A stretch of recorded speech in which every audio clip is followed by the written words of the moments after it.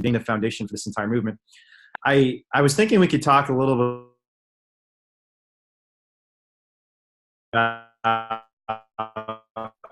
the holidays. Some of the events that have happened recently in the DXC network are a great way for us to bring up how we feel about the holidays, and in particular, the holiday Thanksgiving feasts in December, Christmas or Hanukkah or other feasts that people are happening around the end of the year. But for those of you who don't know what has been happening, over the past couple of weeks, multiple activists, in fact, dozens of activists have been charged with multiple felony charges that could cumulatively lead to decades in prison for simple acts of compassion, giving food and water to animals. And in these cases, most of the time, the animals were not even removed from the farm. They were just given some food and water. The activists were attempting to take them to a veterinarian, but they were not actually successfully removed from the farm. But nonetheless, activists have been charged with 7 felonies in the case involving petaluma poultry, where we had a number of birds, 2 felonies each for Julianne, Alicia, and Priya, these 3 poor women who, after seeing a baby cow collapsed in the graveyard area of a massive dairy farm that was exploiting tens of thousands of poor babies and their mothers, they saw her there just shivering and twitching in the California heat and decided they needed to take her to the vet. They weren't going to let her just suffer to death in that pile. And for that, they were arrested, they were assaulted, they were sexually harassed, and they were sent to jail. Those charges have not been filed yet, but I'm going to talk a little bit in a bit about our legal strategy in these cases and why we think these cases are so important. And as difficult and traumatic as it is to see these images and for these babies to be torn from our hands, what I said to Julian, Alicia, and Priya continues to hold true today, which is that these animals were going to die regardless. And while it feels like a major failure and a huge loss, a defeat for these animals to be ripped out of our hands, and certainly for the women and the individuals who actually have these animals ripped out of their hands, it is a massive defeat. It's demoralizing, it's depressing, it's traumatizing. And some of these women and some of these individuals are still having nightmares and night terrors at night, just imagining their children, their dogs, their cats, and the animals that were actually ripped from their hands being ripped from their arms again. And it's been hard for all of them, but the thing that has kept them going is the fact that we have some sort of support from all of you and from people around the world. And we have a vision for how we can change this all. But I'm going to talk in a bit about the legal strategy we're going to take, but I want to start out by talking about the holiday season, just telling a little bit of a personal story about my own journey with my own family over the holidays. So my family doesn't really celebrate Thanksgiving and Christmas because we're Chinese and Buddhist, and so it's like we don't really even understand what Thanksgiving is, and we don't really eat turkey. But nonetheless, we grew up in central Indiana, very redneck. I shouldn't say redneck. That's an insulting term. But a very conservative, rural area of the country where there aren't a lot of people who are like me, and certainly not a lot of vegetarians and vegans. I didn't actually meet my first vegetarian until I went to college in Chicago. But so my parents ultimately did start adopting a Thanksgiving tradition because we were in central Indiana, where when you're in Rome, you do as Romans do. And when you're in central Indiana, you have a Thanksgiving feast, you get turkey. And so, it took like 5-10 years, but by the time I was like in middle school or late in elementary school, we actually had started adopting some of the traditions that the people around us were engaging in, including using these pork turkeys for Thanksgiving feast. And when I had my awakening, I had a couple moments in my life that really awakened my animal rights consciousness. The first was being a kid in China, seeing dogs being killed for food and realizing that a lot of things that we take for granted, a lot of the things that we're taught are not right. A lot of the systems around us are constructed in not just an unjust, but an absolutely vile, savage, brutal, and cruel way. And those systems need to be changed. So that was probably the first awakening I had at the age of 9. There's something deeply wrong about the way human beings were relating to animals. But the second big awakening was around the age of 16 or 17, I read Animal Liberation, which I really encourage everyone to read at some point. It's a book by a Princeton philosopher by the name of Peter Singer. And the first line of that book was, "This is a book about the tyranny of human over non-human animals." And if you all know anything about the history of Thanksgiving, Thanksgiving is a holiday that is a tyranny. It's a tyranny of human over non-human animals, where 45 million poor, beautiful little birds will be brutalized, savagely ripped to pieces in slaughterhouse assembly lines and served up on Thanksgiving dinner plates across the country. It has been savage and brutal to human beings. If you look at the history of colonialism and what happened to Native Americans in this country, I think it's widely understood now that a lot of the things that happened to people of color and to Native Americans in particular and around the founding of this country were not just and were not right. And some of the celebrations that we make around that probably are misguided, in part because we're celebrating traditions that often involved enormous amount of cruelty. And when I read this book, and I actually read Peter Singer's Animal Liberation, I think it was around Thanksgiving. It was shortly after I arrived at college. My first university was a small college in central Indiana because long story short, I dropped out of high school, not a high school graduate, surprisingly, and went to college really young. And I didn't know what to do with my life because I was lost. I didn't have any friends. I was a little kid in a college and everyone else was drinking and partying. And I was this kid who felt very lost. And so what I did was I read a lot. And one of the books I read was Animal Liberation in the fall semester of my first year of college when I was 16 years old. And that line, this is a book about the tyranny of non-human animals, of human over non-human animals. It hit me like, a brick in the face. Because even as someone who profoundly loved animals, and by the time I was 16 years old, I sort of decided that I needed to do something with animals. I thought, maybe I'll be a veterinarian, I'll be an animal scientist, maybe I'll even be a medical doctor, but I'll just spend all my money caring for dogs and cats because, my dogs and my cats, the animals in my life are the reason I'm alive today. I didn't survive middle school and elementary school and high school without the love of Vivian, my first dog, and Flash and Annie and Joan, my first few cats. So I already knew I was an animal lover. I knew I loved dogs and cats immensely, but that book was the first time I realized that animal rights is a social and political movement. This is not just a personal choice. This is not just something that I'm doing because I'm weird and, unusually compassionate and passionate about animal rights. But this is a real social and political movement that implicates all of us, that all of us need to get behind this. And that word tyranny, right? A tyranny is a rule by fear, is such an accurate description of the way we relate to non-human animals. Everywhere human beings and non-human animals come into contact, the animals have two possible responses. They flee or they die. This is true of animals in the wild. This is certainly true of the animals in factory farms. It's even true of dogs and cats. The vast majority of the dogs and cats in this country are not well treated. There are 60,000 dogs sent to horrific, brutal deaths in labs every year. There are 2 to 3 million dogs and cats killed in shelters for the crime of being orphaned. Honestly, just it hurts me even thinking about it right now. And thinking about the fact that my dogs would have died in the holiday season, if not for the fact that I was lucky and privileged enough to meet them and adopt them. These animals suffer all sorts of brutalities and violence for the crime of being an orphan, for the crime of being of a species that someone finds tasty, for the crime of being docile and gentle enough that someone can force feed you chemicals and test on you and experiment on all sorts of horrible things because you're a gentle creature who won't fight back when someone hurts you. And it's when I read that book and I read through these facts, that first sentence struck me as a little absurd, but I read through the rest of the book and I heard these stories from labs, from factory farms, from fur farms, and realized that this is a tyranny. This is a mass systemic extermination, brutalization, and domination of all the other life on this earth. And that means the actions we need to take to upend that tyranny need to be commensurate with the scale of the problem. That when you're dealing with atrocities on a scale that we've never seen before in history, we need to take action. We need to have a message and a strategy and a thoughtfulness that's commensurate to the severity of the problem. So you're asking me, what does this have to do with Thanksgiving? Well, I'm reading this book in October or November and having this awakening, saying to myself, oh my God, we're like Nazis. We're like white slave owners. This is something that justifies a revolution. We have to do something about this now. And little puppies like my dog, Lisa, and my dog, Vivian at home, they're being brutalized and we need to do something about this.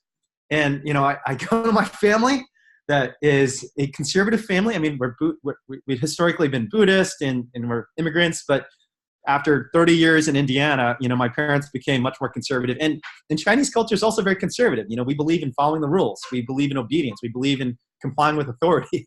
This is what I was taught to do. And I go back to my family and I say, Mom, Dad, we need to start a revolution. The animals, and they're like, have you gone insane? And literally my grandmother tried to institutionalize me that first holiday season. I'm not even kidding.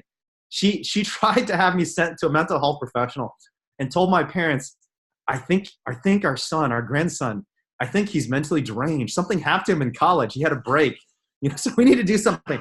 And because this is the same time I went vegetarian and vegan, and I decided, I'm done. I'm part of the revolution. I'm not going to be part of this anymore. And they tried to institutionalize me. And many of you have probably had similar experiences where your family just look at you and say, like, have you gone insane? What are you doing? Why are you protesting? Why are you marching? Why are you supporting these people who are criminals and eco-terrorists and all this stuff?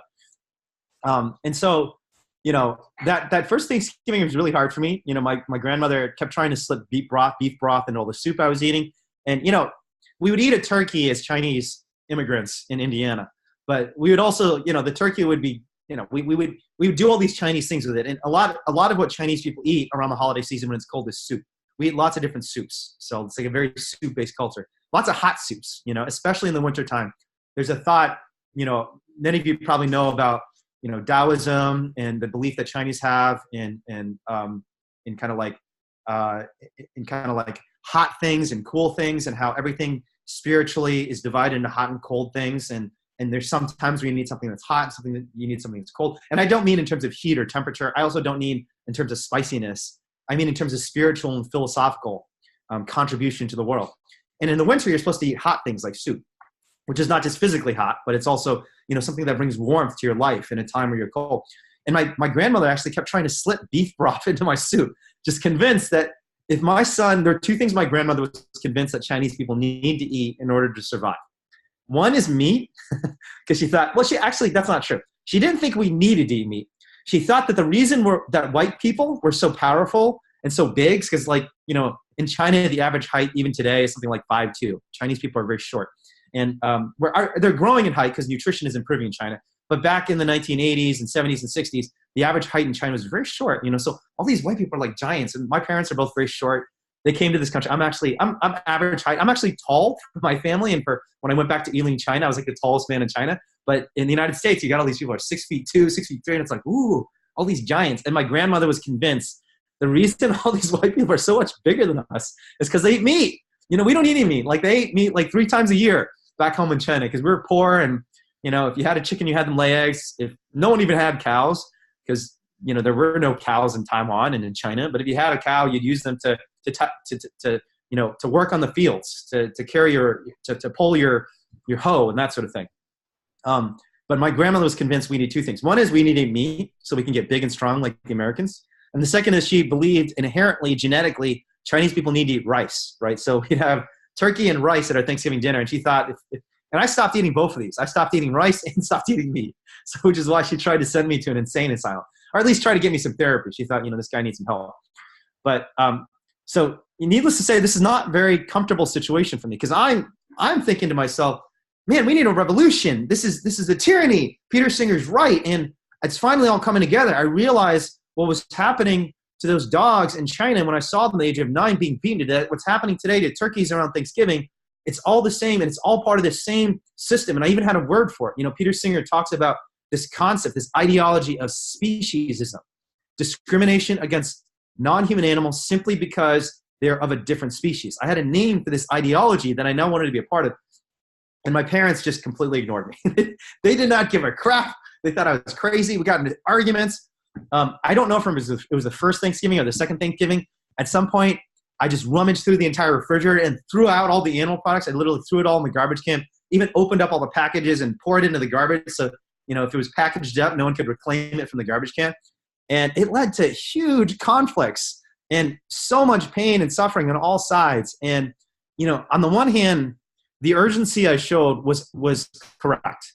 This is an urgent movement. And the seriousness of this cause does justify quite a bit of tumult and anger and sadness and disagreement. If we have to disagree and sacrifice some of our own emotional well-being to alleviate just a tiny bit of the suffering of animals, it is justified given how much suffering they endure and how little hope they have. If they don't have hope from us, who do they have hope from? But on the other hand, while I was accurately conveying the seriousness and urgency of this cause, everything I was doing was contributing to a climate in my family that actually undermined my ability to persuade them that I was right. I was not listening to them. I was not showing any compassion for them. I was not offering them support, only condemnation. So what I want to talk about today a little bit is how the Liberation Pledge which if you don't know what the Liberation Pledge is, just go to the website before this call is done. I'm not going to go through all the different aspects of the Liberation Pledge because it's very complicated and there's all different manifestations. And we have a big FAQ on the Liberation Pledge website that talks about it. But how the Liberation Pledge can be used to bring people in to animal rights, not as a tool of exclusion, not as a tool of division or argument or conflict, but as a way to bring people in and show people in your life that they can be a part of the animal rights movement. So Liberation Pledge, just very briefly, I'm not going to go through the entire FAQ. It comes in 3 pieces, and that is you commit to being vegan publicly. You say, I'm vegan, and I'm vegan for the animals. Second is you commit to only eat at tables that are vegan or vegetarian tables. In other words, not eating at any table where an animal's dead body is sitting on the table, which sounds really hard, and in many ways is hard, but I'll tell you in a bit how you can make it easier. And the third is ask others to do the same. And I have taken the Liberation Pledge, which is one of the reasons I'm asking all of you to join me in the Liberation Pledge too. But I'm also asking you to do it in the right way, which is in a way that shows compassion, love, and support, and belief and faith in the people around you. And the problem for me, that first Thanksgiving, and I don't even know how long this ago. I think it was like 1997, 1998. It's like 20 years ago. The problem for me was I did not understand that first Thanksgiving, that my family members were not consciously choosing to participate in violence. They were part of a system of violence that was controlling them in the same way that the people of Yiling have been controlled to think of dogs as just things. In the same way that people in the 1950s were controlled by a system of white supremacy and racism to think that separate is equal, that people of color don't deserve to be in this country. My race was barred from this country in the 1950s and 1960s before the Civil Rights Movement. We had a law in the books called the Chinese Exclusion Act, and everyone agreed this is right. Why the heck would we let Chinese people in this country? They're dirty, they talk funny, they have weird hair, and their religion sucks. Why would we allow any of these people in this country? And that was just normal. That was completely normal in the 1950s, right? People believed this. Even leftists, progressives believed this. It wasn't just people on the right, it was people on the left. Everyone believed this. And not only did they believe this, but they enshrined that in law. And if you went to 1950 and said, man, all of you guys must be terrible people. It's not as if people have changed dramatically in the 50 years between 1950 and 2000. It's that they were part of a system that was teaching them and forcing them to think this way. Similarly, slave owners in the 1830s, they were taught, and the entire system around them forced them to participate in the system of violence. So if you come into it with that frame of reference and understand that the people in your family and your friendship networks, they're not bad people. They're caught up in a bad system that from the day they were born, they were taught that animals are things, animals are food, animals are fur, animals are test subjects for us in lab experiments, and anyone who thinks otherwise is a little bit crazy, right? So first, understand that what we're trying to fight is not bad people.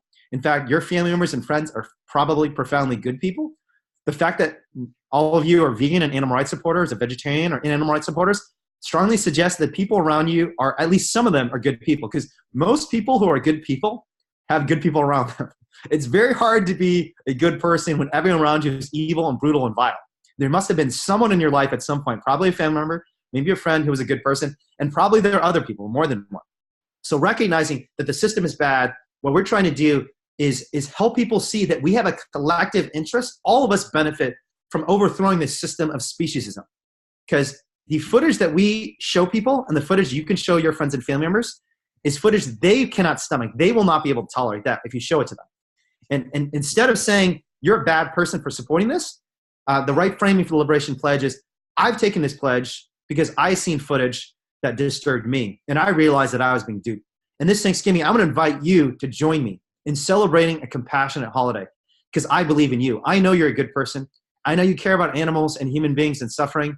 That's part of the reason why I care about it, because you and I have had great conversations and you've cared for me in my times of need, and I know you're a caring person. So what do you think about helping me fulfilling my pledge to the animals, to my community, and to the earth? Let's do this together, and I will support you in that, right? And that is the best framing. If I had gone to my family with that framing in 2018, or not 2018, 1998, 2018 is this year. I'm trying to go back in time. I wish I could go back in time, but it's not 2018. It was 1998 when this happened first. Instead of saying, you guys are all tyrants, you're torturing animals, I can't believe you're going to kill this turkey. There's a time and a place for that. And I'm not saying we should never say that sort of thing. And, if someone is completely resistant, especially if it's someone in power, if they're completely resistant to our message, by all means, let's call them out as a last resort. with your family members and friends, let's call them in and bring them into a better world by framing this movement and the Thanksgiving vegan feast we all want to have together as an inclusive, positive, optimistic, hopeful vision of creating a better world together. So the other thing I want to say, and this brings me to the second point, and then I'll open things up for conversation because I know it's already 9:51, is one great way to show the systemic issue that this isn't about individuals being bad is to point out that this industry that is so vile to animals is also now being horribly vile to human beings, including your friends. I consider everyone on this call a friend. You know, I've talked to most of you on Facebook or in many cases in person. If I haven't met you in person, I hope to meet you in person sometime soon. You all have supported me immensely, financially, emotionally, physically over the past couple of years. I mean, I am not sitting in a jail cell today. I've been able to save animals like Oliver, my dog from Yuling, Abby, the turkey we saved from Norbest last year because of your support. And I am facing decades in prison as a friend of yours for simple acts of compassion. And this industry has moved far beyond just targeting people who are actually engaged in acts of rescue. They're targeting people who take photographs. They're targeting people who simply argue that our system of food is violent towards animals. At the mass action where I'm being charged with 7 felonies that happened at the end of September, I never walked into a barn. I never touched a bird. All I did was speak. I defended the activists around me, and I begged and pleaded with the officers to allow these animals to be taken to receive veterinary care. And for those words, I am now being punished severely with 7 felonies. And one of the ways you can frame this up for your friends and family members is to say, I've got a friend named Wayne, a friend named Priya. These people are good people. I care about them immensely. They care about me. And they're facing decades in prison for giving food and water to starving animals. That tells you how much control this industry has over our food system. And they're trying to keep you safe too. They've exposed diseases and antibiotics and food safety issues in the meat system. They're trying to keep you and your family safe. And for that, they're being punished severely. And I've committed to my friend Wayne, who's facing prison time, who could spend the rest of his life in prison, who could be killed one of these days by one of these factory farmers. And my lawyer in Utah keeps telling me, if you keep coming back to Utah, live streaming outside of Smithfield, one of these days, one of those farmers is going to come out with a shotgun and shoot you. I'm not kidding you. This is what Ron's told me. Every time I go to Utah, he says, you got to stop doing this. But you can say to your friends and family members, I've got dear friends whose lives are at stake, and this is why it's so important.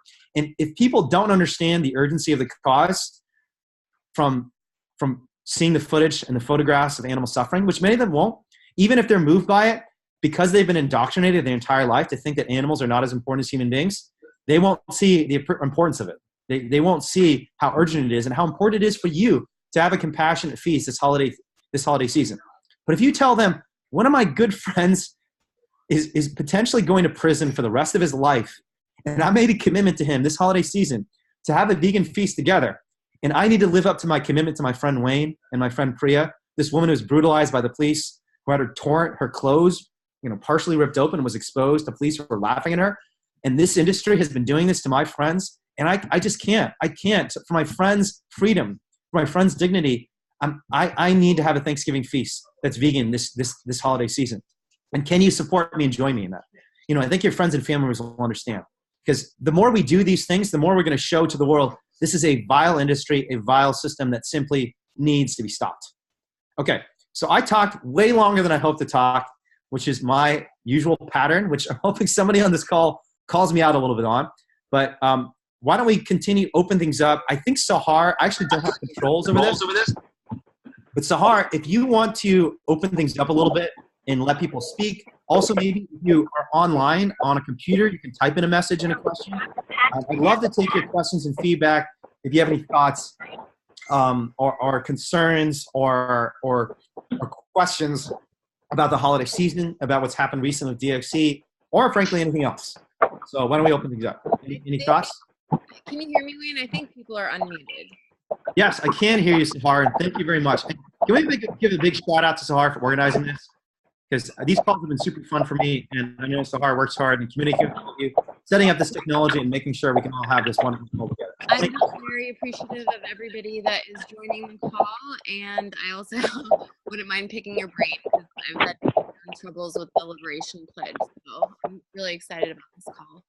Awesome. Good. Thank you, Sahar. Does anyone else have any thoughts or questions? And you guys don't have to, but I'd seriously encourage you to turn your video cameras on. There's not be any judgment. I know it's early in the morning on the West Coast, and it's a lazy weekend on the East Coast. So no worries if you're still in your pajamas. There we are. Hey, Vero, how are you? Good. So does anyone have any thoughts or questions or concerns? Wayne, Yeah, my name is Maria Flores, and I do have a question. please. I really, really support you, 100%.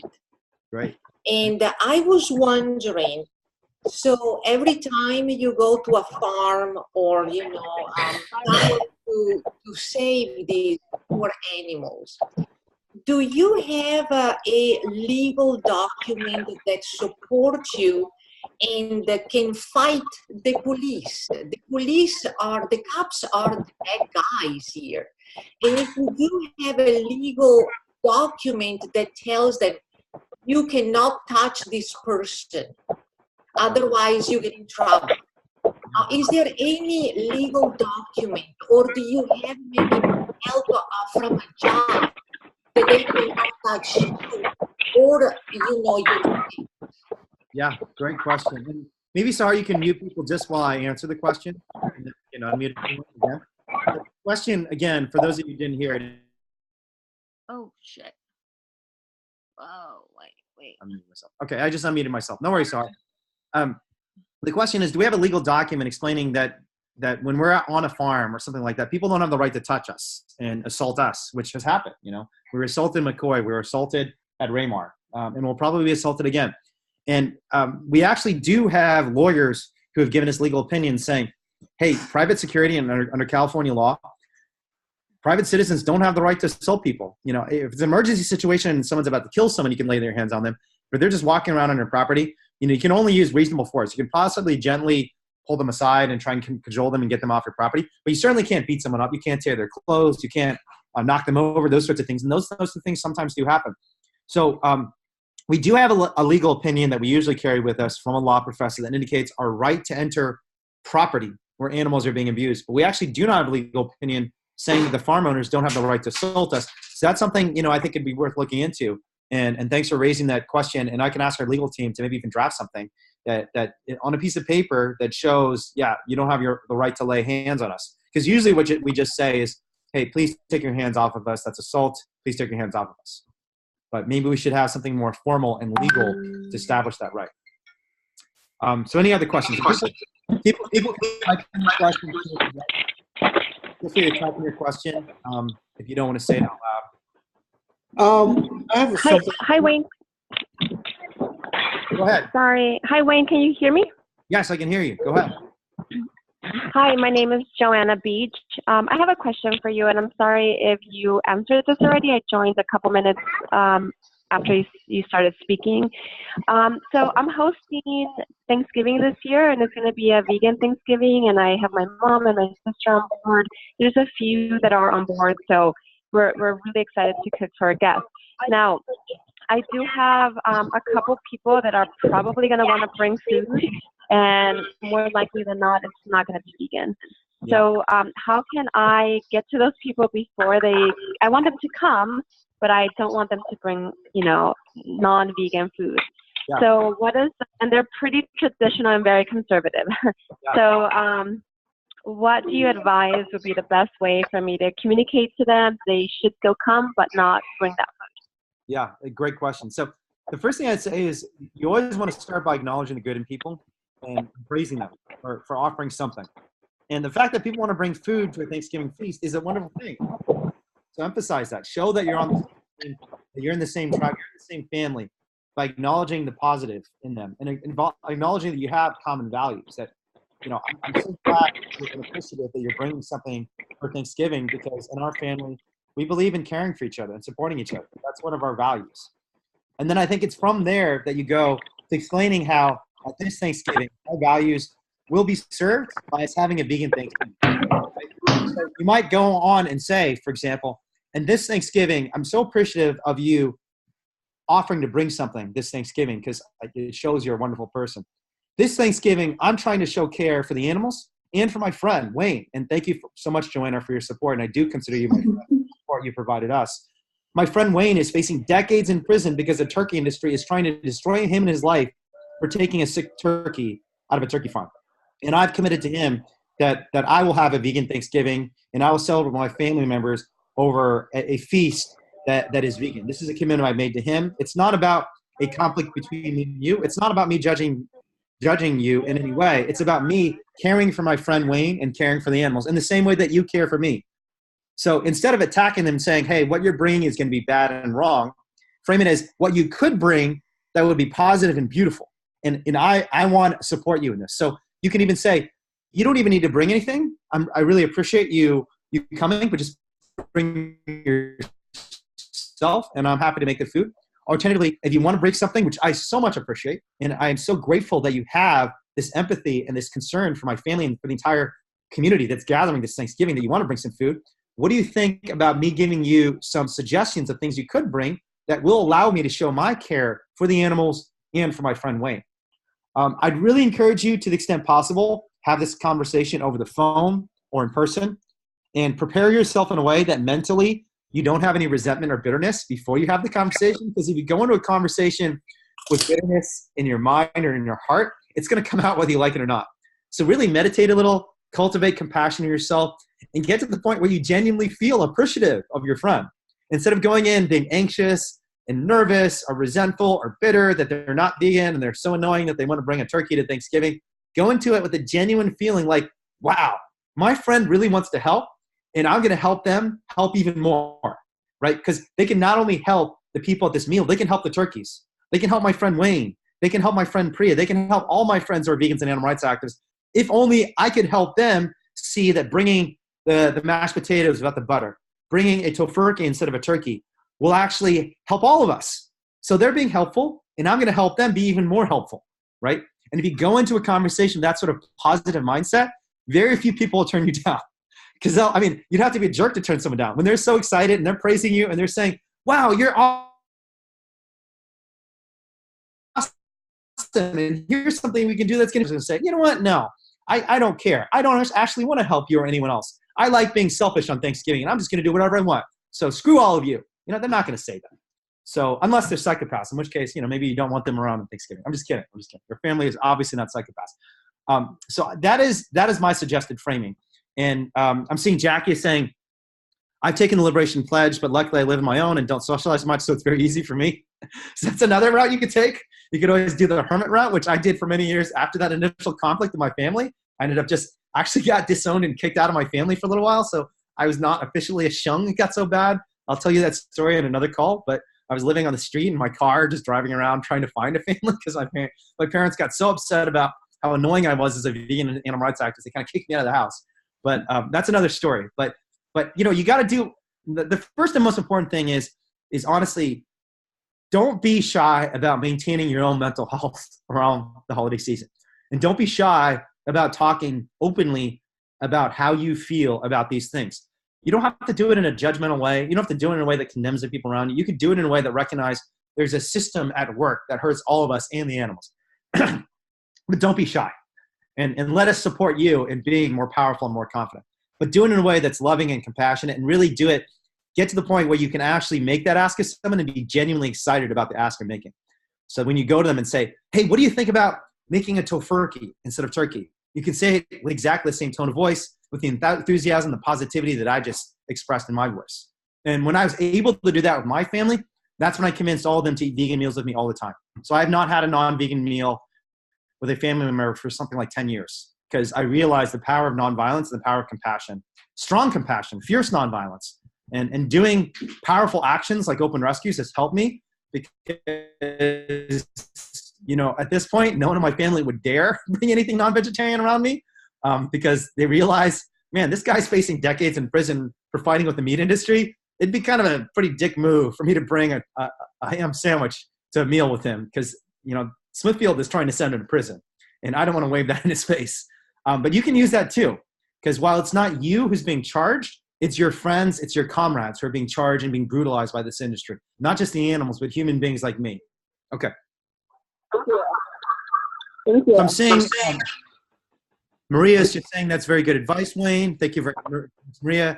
Navdeep, got the guitar and the cat. Thank you very much for bringing the guitar and the cat, Navdeep. Is saying my family does a Thanksgiving lasagna, never did the turkey thing. Yeah, we kind of did the fake turkey thing. We have like turkeys stuff in the, and I almost think we're talking about turkeys this way, but we do something different from turkey too when we were having Thanksgiving. We were Chinese, so we didn't even know how to make like the turkey, what Americans do. It was just confusing. It's like, how do you cook that much meat at once? It's very confusing, you know, so we never did either. Any other questions or concerns or comments or criticisms, you know? Hello, can you hear me?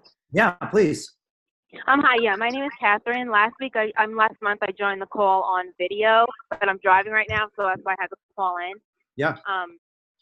Yeah, so I just wanted to, I really respect the Liberation Pledge and trying to bring people, you know, positively towards veganism. With my family, like I actually have kids, and my like sisters in my family, they're also negative about me being vegan, and they think I'm brainwashed and really annoying. And I try to do the positive route with them, and I do hope in the future that I can. But for my kids, what we do is we sponsor a turkey like at Farm Sanctuary. Wonderful. And we get like the picture and we put it on the Thanksgiving table, and we kind of just do our own thing. And within school, they get a lot of projects, and there's a lot of talk about eating turkey for Thanksgiving. So this way they get to incorporate the whole turkey thing into their writing and their work and their schoolwork, but in a positive way. Instead of us eating and killing a turkey for Thanksgiving, we're saving one. So it's so much more to be thankful about, and it's really nice for them. Yeah, that sounds beautiful. Thank you so much. Yeah. Catherine. And the one thing that I would suggest, you know, doing for everybody on the call is if you were going to confront people at Thanksgiving about animal rights in any way, try and let them know ahead of time, at least a little bit. And even better than letting them know that there's going to be confrontation is make the confrontation a confrontation of the system that your friends and family members are actually a part of, that they're joining your team instead of the industry's team. You know, one way to do this is, for example, if you're contributing a fund to saving a turkey at a sanctuary, just ask people, hey, would you all be willing to chip in $1? Just $1. Can you all chip in $1? Where my kids really want to do this. They love turkeys. They want to save a turkey this Thanksgiving. Everybody knows, you know, I mean, all of us find the turkey pardoning really disingenuous and disgusting, but everyone knows that turkeys are pardoned around Thanksgiving, and even meat eaters do it. So ask them, hey, this Thanksgiving, what do you think about chipping in $1 to the fund? And then when they come to Thanksgiving, maybe you can have a picture of that turkey and say like, hey guys, we all saved this turkey together. Isn't that amazing? You know, my kid wanted to rescue this turkey. She asked you all to chip in $1. And here it is. We got a picture of this turkey, and we're celebrating. And then everyone has to look at the turkey and think like, oh my gosh, like we saved that turkey. And, you know, there's a powerful psychological mechanism called the endowment effect that one of my former professors, and he's now a Nobel Prize winner, named Richard Thaler, first established, called the endowment effect. And the endowment effect is this, that when you feel ownership over something, you're much chipped into one to rescue a turkey, you know, regardless of how they ended up chipping it, even if it's your daughter just begging them and saying, please, please, auntie, give me $1. You know, who's not going to give $1 to a kid around Thanksgiving? Everyone's going to give $1 to a kid. But once they have actually contributed to the movement in some way, and once they realize, oh my gosh, I'm supporting rescue, I'm supporting liberation, you know, then they don't feel like you're attacking them anymore around Thanksgiving. They feel like, wow, I am part of the team. I'm part of the change. I just gave that $1 to that little kid to help save a turkey. And let me think about what else I can do now. You know, so start getting them down the path and helping them realize that there's small things they can do, you know, whether it's becoming vegan or vegetarian, contributing to an animal rescue, becoming an animal rights activist, donating to an animal rights network like DXC, that can make them feel like part of the change, part of the solution instead of part of the problem. And that's our job as organizers, as activists, as animal rights supporters, helping everyone around us see the power they have to do good in the world. So I highly encourage people to do something like that. But, you know, if you're going to confront, give people some cues ahead of time that you're going to be talking about turkeys around Thanksgiving, especially if there's going to be turkey being served. And second, even better than letting them know about it, let them know about it and let them be a part of it. Let them be a part of that confrontation in the system. And then suddenly they'll be transformed too. And, you know, my dad was into my soup when I was 16 years old to one of the biggest supporters of animal rights I know. don't want to miss that. I helped him see the power he had to change the world for animals. Okay. I'm seeing Jackie say, it's surprising how the family listens sometimes. I was shocked to get a gift of vegan ice cream from an aunt that won't even acknowledge what I say. Yeah, that's such a great point, Jackie, because oftentimes we don't even see the impact we're having on the people around us, but we are chipping away. We are chipping away. Okay, maybe one last question or comment? I don't see anything else being written, but if anyone wants to write a question, feel free to write one. I mean, I actually have a question. So Yeah, go ahead. Who's this? This is Sahar. Hey. Oh, hey, go ahead, Sahar. Yeah, so definitely like want to do the liberation pledge like full on, but some situations are a little hard to maneuver. Like I had a meeting at work, and so it was a staff meeting, but they brought in non-vegan like treats and food and stuff. So it's obviously I don't know how I would remove myself from that situation. It's a staff meeting, like I have to be there. Yeah. So, do you have any thoughts on that? Or are there Yeah, exceptions based off, certain circumstances? For sure. Yeah, I mean, it's a great question. And I'll say two things. One is, as with Thanksgiving, the more you can kind of navigate things before you reach the point of truth or that moment of truth, the better off you are. Because it's going to be very hard if you have a staff meeting and there's turkey being served or big beef steaks for you to say like, oh, I'm going to leave now. I'm dipping out. You guys all suck. I'm better than you. I'm out. That's going to be hard. It's a lot easier to talk to the people who are preparing food weeks or months ahead of time and say, hey, I've made this commitment. I'm sure you know about kosher and how some people cannot eat in a food that's not taken from a kosher kitchen. I have a philosophical and maybe even a religious commitment. Those of you who are Buddhists, or frankly, I mean, all religions have compassionate animals in them in some way.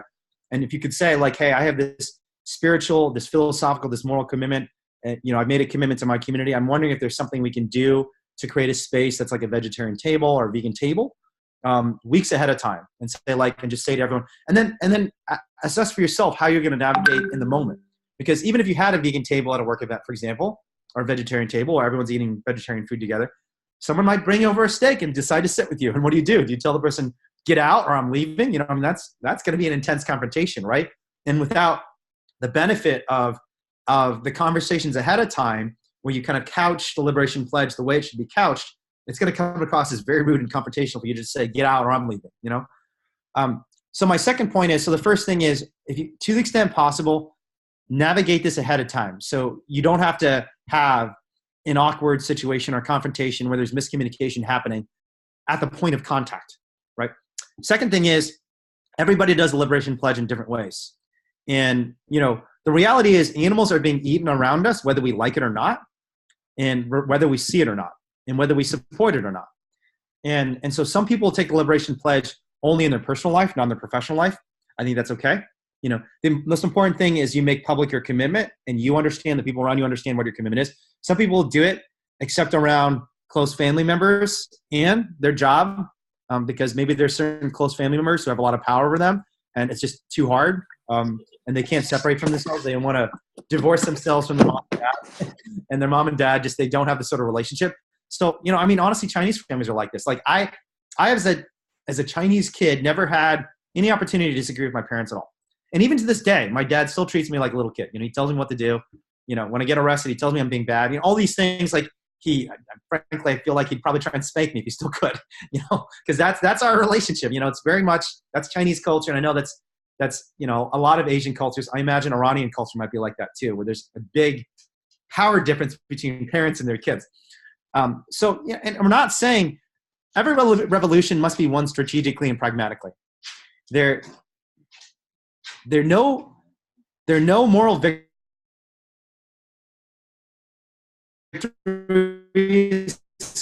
if the people don't die if you leave a table. You might get fired. You might lose a relationship with your friends and family that's really important to you. And that's not what we want. We want to transform those relationships, not break them.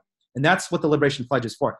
So what I suggest you do is think about what commitment you can make pursuant to the Liberation Pledge that makes sense to you, but push your boundaries and try to push a little farther. And what most people find when they take the Liberation Pledge is they can push it much further than they think, to the point that you might be able to transform your entire workplace, right? And say like, hey, what do you think about having all workplace meals just be vegan vegetarian? WeWork did it. one of the largest tech companies in the world that has, I forget how many, like 200,000 employees. Their entire workforce is vegan now, right? Now, granted, that's because the CEO and the founder is a vegan and animal rights supporter. You're not the CEO or the founder of your company, probably. I don't think you are. Are you, Sahar? I don't think you are. From what I understand, you're a very powerful person, but I don't get the sense you're a CEO type because you're not an asshole. And most CEOs are assholes. So Right. that's my reasoning for thinking. I'm just kidding. But those are your CEOs in the room. I am totally kidding. I'm actually kind of a CEO. I'm the co-founder and lead organizer of DXE. So I'm just kidding. CEOs are not assholes. In fact, all the vegan CEOs I've met are awesome people. So all the vegan CEOs on the call, I love you. But most people can push their boundaries further than they expect. And so try pushing your boundaries. Do it in a compassionate way.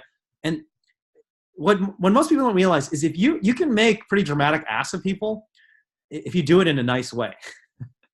If you do it in a way that's humble and nice and not like I'm better than you, then you can ask someone for $1 million. You can just go up to any coworkers and say, hey, I'm wondering, do you think you can give me $1 million? Like if you say it in a really nice way, they might turn you down and say like you're being kind of ridiculous, but they're not going to hate you for it. And you might laugh about it later. So anyways. Okay, great. Well, I have to hop onto another live stream. And if you guys want to join, I'm actually going to live stream on my page about regulatory rollbacks. My next thing is I'll be talking about how this election is really important because there are all these rollbacks to environmental animal rights protections, and we need to get out there and vote and be a part of the civic life of our communities. I'm about to go live on my page to talk about that, and I'm actually already over time because I was having so much fun talking to all of you that I'm not going to be 17 minutes late to my next appointment. But I really, really appreciate all of you being on this call. I appreciate all of your support. You're absolutely instrumental and crucial members of our team. And, I've given away all my money and made myself bankrupt proof. So Whole Foods can sue me and not get any money because I have no money left, which means I can no longer financially support DXE the way I did in the first couple of years, which means we need people like you to step up, and every bit does count. So thank you all so much for being here today. And I'm thinking there was one final ask I wanted to make of folks, and I don't remember what it was. Sahar, was there an ask that you guys wanted me to make of folks?